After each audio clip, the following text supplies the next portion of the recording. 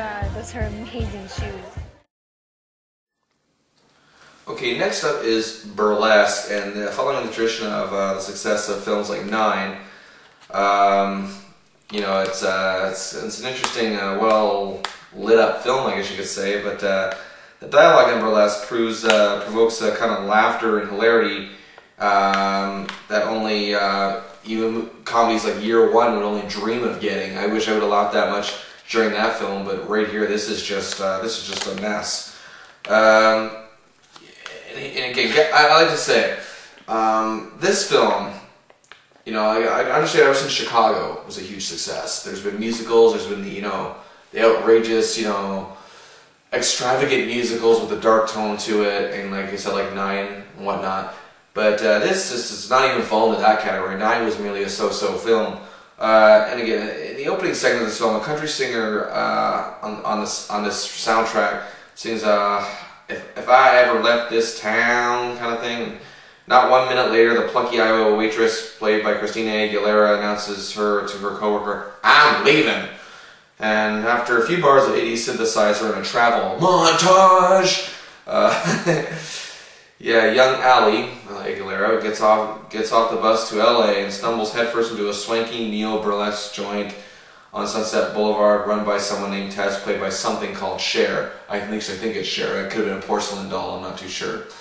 Anyway, Allie worms her way in as a cocktail waitress, but she dreams bigger. She yearns to bump and grind cleavage like the other performers, dag nabbit, and while still staying this side of the R rating. I've just never seen anything like this before, she says, auditioning for Tess. And, the whole, whatever what's it called, the wagon wheel, Watusi is, and the whole thing, the stars, yada yada yada. Then, when Tess hears her sing, much to the jealous disdain of Allie's alcoholic rival, played by Kristen Bell, it's like God herself was the kid's agent. Now, it's weird because Kristen Bell, who I've normally found charming in her TV role like Veronica Mars, as well as very go-getting and forgetting Sarah Marshall, she's just not doing it here. I gotta say, she just really seems lost and under all the makeup. So anyway, the fact of the matter is with this film, they just don't seem to be putting it together. It's almost as if that they want to go, like, mix the elements of, I'm going to Hollywood kind of movies from the 50s to, modern musical, dark tone stylistics of, the 2000s here. But really, it just doesn't click at all. I mean, I like Cher. Cher has been really good in many movies, but those movies were almost 20 years ago.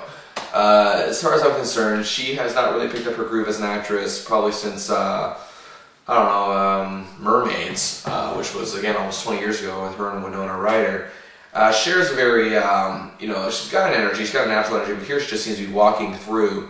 And again, I think she has so much Botox and work done that she makes Keanu Reeves look like Nicolas Cage going crazy in an action movie. As far as I'm concerned, this just does not work.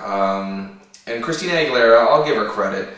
She does okay for her first major role here. I mean, she does well with the material she's given.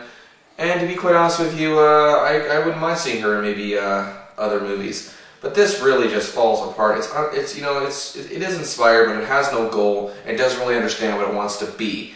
This is a sad piece of business, and I gotta say, I'll also give credit to Stanley Tucci, who pops up here and makes his scene entertaining, but really he just doesn't get enough time.